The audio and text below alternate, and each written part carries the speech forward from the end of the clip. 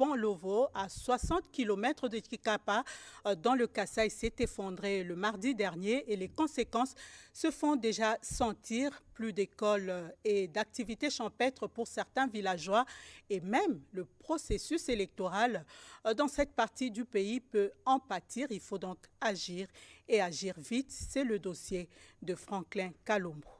De 36 mètres linéaires de type Bélé, le pont Lova 2 qui s'est effondré mardi 10 janvier 2023 au passage d'un camion surchargé était d'une importance capitale pour la population paysanne habitant les secteurs de Bapende et celui de Lova-Lushiku en territoire de Chikapa. Non seulement il reliait les deux secteurs ci cités à la ville de Chikapa, le pont Lovois facilitait les échanges commerciaux des produits agricoles de première nécessité qui quittaient ces deux secteurs vers Chikapa, principal centre de consommation. Je m'appelle Sola Solange, commerçante. Souvent nous venons nous approvisionner ici. Mais depuis l'effondrement de ces ponts, le maman qui venait nous vendre les produits de première nécessité ne sont plus venus aujourd'hui. 2023 étant une année électorale en République démocratique du Congo, l'effondrement du pont Lovois risque d'impacter négativement les processus électoraux dans cette partie de la province du Kasaï.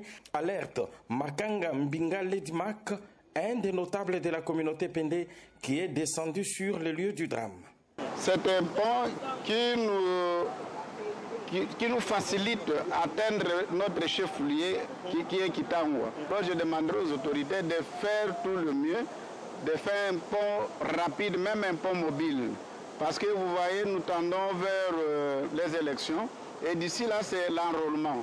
Comment on va évacuer les matériels? Les enfants du village Lova qui étudiaient de l'autre côté de la rive, plus précisément au village Kuba, et leurs parents qui traversaient matin, midi, soir pour leurs activités champêtres dans ces mêmes villages ne savent plus traverser depuis que le pont est effondré.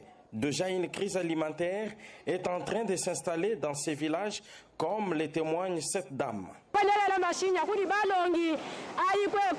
Les élèves qui partent étudier de l'autre côté ne savent plus y aller. Nous-mêmes, nos champs se trouvent de ce côté-là, d'où nous demandons à ce qu'un pont soit jeté rapidement pour nous permettre de vaguer à nos activités. Les familles des illustres disparus qui sont descendus sur le lieu pour faire un rituel traditionnel en vue de trouver les corps de leurs, tout en larmes, s'adressent au gouvernement central de la République démocratique du Congo. Nous n'avons pas les efforts aussi à faire. Nous sommes vraiment limités. C'est ainsi que nous sollicitons la volonté des autorités, tant politico-administratives, de penser pour que nous tirons d'abord les corps afin de les enterrer. Nous sommes présentement sur le pont Lova qui n'existe que de nom parce que depuis mardi 10 janvier 2023, c'est ce spectacle. Il y a des gens que vous voyez de l'autre côté et les autres sont ici parce que ce pont qui reliait le secteur de Bapende, le secteur de Lova-Lushiku à la ville de Chikapa, dans le territoire portant le même nom, n'existe plus. La surcharge serait la cause principale de l'effondrement de ces ponts d'utilité capitale pour la population qui habite ces rayons. Même la ville de Chikapa qui est approvisionnée en produits vivriers qui viennent du côté de Chambonda, qui viennent du côté de Kitangwa, ne sait plus être approvisionnée. Depuis ces chutes du pont Lovois en territoire de Chikapa, Franklin Claire Kalombo Abatanda, Isidore Kayakeshi, RTNC. Poursuivons ce journal par l'ouverture hier du premier congrès ordinaire du PDG. PDG, c'est le parti cher à Modeste Mutinga. C'est dans un contexte électoral que le Parti des démocrates pour la bonne gouvernance, PDG en sigle de Modeste Mutinga Mutushai, membre de l'Union sacrée pour la nation, vient de lancer l'ouverture de son premier congrès ordinaire au centre Bondeko, dans la commune de Limete. Congrès qui s'étend du 14 au 16 janvier 2023. Y prennent part les fédéraux, les interfédéraux, les différents cadres et toute la hiérarchie du parti venus de toutes les provinces du pays. Alphonse Kandé, secrétaire général adjoint du Parti des démocrates pour la bonne gouvernance et président du bureau du Congrès, précise les objectifs de ce forum. Le PDG s'est mis en ordre de bataille politique et idéologique pour participer au prochain cycle électoral institué par la Constitution du 18 février 2006 afin de créer les conditions politiques de l'application des idées forces inscrite dans sa charte, de manière souveraine et sans interférence des tiers. Les assises du présent congrès se tiennent dans le but de se saisir du destin politique de notre parti.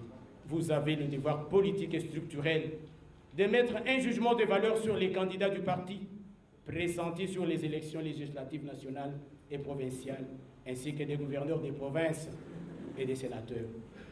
Il y va de la légitimité de la participation de notre parti politique à la gestion démocratique du pays et de l'entrée du PDG dans les futures institutions républicaines. Avec ce congrès, les partis des démocrates pour la bonne gouvernance, PDG en sigle, se met en ordre de bataille pour gagner les élections à tous les niveaux et faire élire son candidat, Félix Antoine Tshisekedi Tshilombo, pour un deuxième mandat.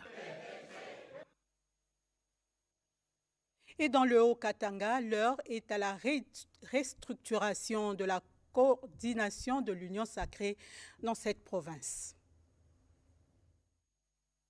Le coordonnateur de l'Union sacrée de la nation Grand Katanga, Henri Yamba, a tenu une grande réunion avec le parti politique membre de sa structure ce jeudi 12 janvier 2023 à l'hôtel La Source à Lubumbashi. Au centre des échanges, restructurer la coordination de l'Union sacrée Grand Katanga avec un seul point à l'ordre du jour, faire réélire Félix Tshisekedi président de la République en décembre 2023. Il faut dire que l'Union sacrée, ce n'est pas seulement le Haut-Katanga. Le comité de l'Union sacrée au Katanga dépend de nous. Mais nous ne dépendons pas d'eux. Nous sommes l'inspecteur. Nous sommes l'œil du chef de l'État dans l'espace Grand Katanga. C'est à nous de dire au chef de l'État qui est valable et qui ne l'est pas. Plusieurs représentants du parti politique de l'Union sacrée de la nation Grand Katanga ont répondu présent à l'appel du cheval blanc et porteurs de la vision de Félix Tshisekedi Tshilombo dans le Grand Katanga qui a prêché uniquement la vision de Fachi Béton. Nous devons nous ne pouvons pas regarder les gens en train de saper la personnalité de notre candidat. Nous devons la cause déjà connue, l'objectif déjà fixé et l'homme idéal pour la réélection de Félix Antoine Tshisekedi Tshilombo, déjà à la tête de l'Union sacrée Grand Katanga. Et ce 17 janvier 2023, une manifestation de grandes envergures aura lieu pour la mise en place de la nouvelle équipe dynamique de l'Union sacrée Grand Katanga. Au Nord Kivu, par contre, la Fédération urbaine de Goma de l'UDPS se mobilise et affûte ses armes pour les élections de 2023.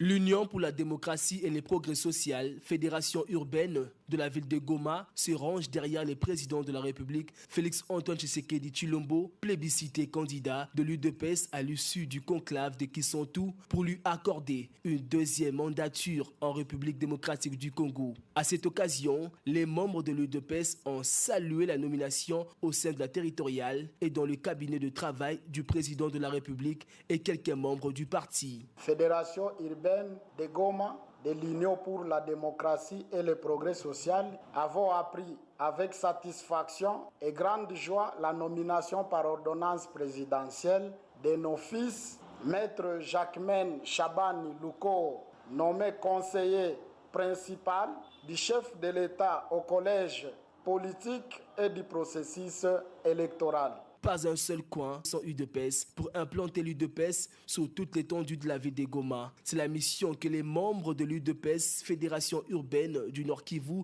se sont donnés en cette année électorale. Professeur Kennedy Kihangi Bindu, nommé maire de la ville de Goma. Monsieur Jacques Kanega, nommé maire adjoint de la ville de Goma. Monsieur Augustin Kapila, nommé bourgmestre de la commune de Goma. Monsieur Andabi Tabuta Bita, nommé bourgmestre de la commune de Karisimbi. Cap vers les élections, les armes continuent à être affûtées au sein de ce parti présidentiel pour remporter les scrutins de décembre 2023 en République démocratique du Congo. Changeons de registre pour parler de ce nouveau département à la faculté de médecine de l'université de Kinshasa. C'est celui de radiologie et imagerie médicale qui était jusque-là un service dans cette faculté. Les précisions avec Blandine Wavingana. C'est depuis ce vendredi 14 janvier 2023 que le service de radiologie et imagerie médicale de la faculté de médecine de l'université de Kinshasa est devenu officiellement un département. L'objectif poursuivi est de soutenir les besoins de la République en matière de radiologie et imagerie médicale à travers la formation de bons radiologues, la recherche de qualité, axée sur le développement durable et les soins de qualité à la population. Au cours de cette cérémonie, le recteur de l'UNIKIN, Jean-Marie Kayembe, a loué la cohésion des efforts consentis par les uns et les autres pour départementaliser ces services de radiologie et imagerie médicale. C'est avant de souhaiter franc succès au nouveau-né dirigé par le professeur Dr Moloa. Pour le secrétaire général à la recherche de l'UNIKIN, Antoine Chimpi, l'ouverture de ce département trace la voie à l'innovation. Dans son mot, le chef du nouveau département de radiologie et imagerie médicale, Dr Moloa, a axé son mandat sur la valorisation des talents des jeunes pour que leur génie s'exprime. Ma vision, c'est chercher à former des bons radiologues qui vont aider le pays à aller de l'avant. Nous avons des infrastructures qui sont sous-optimales, mais avec notre imagination, associée à l'imagination de nos autorités, nous allons les améliorer. Une pensée pieuse a été gardée en mémoire des différentes personnalités qui se sont investies dans cette démarche de faire de ces services de radiologie et imagerie médicale un département. De la colline inspirée, rendons-nous dans le quartier Milambo. Nous sommes là à Chikapa, dans le Kasaï, qui est doté pour la toute première fois d'un forage d'eau potable. La population bénéficiaire salue ce don signé d'un groupe allemand. En reportage, Franklin Kalombo. C'est un véritable ouf de soulagement pour la population de Milambo, qui longtemps souffert pour avoir de l'eau potable. C'est pour la première fois que ces femmes et jeunes filles viennent de voir l'eau couler au robinet depuis leur naissance. L'ONG Moyo Tanté et son partenaire Keep Smiling viennent de donner sourire à cette population qui parcourait plus de 7 km pour avoir l'eau, comme le témoigne ici l'abbé Ntumba Mwena Mwanza, l'un des cofondateurs du concept Boudika Didi et Moyo Tanté.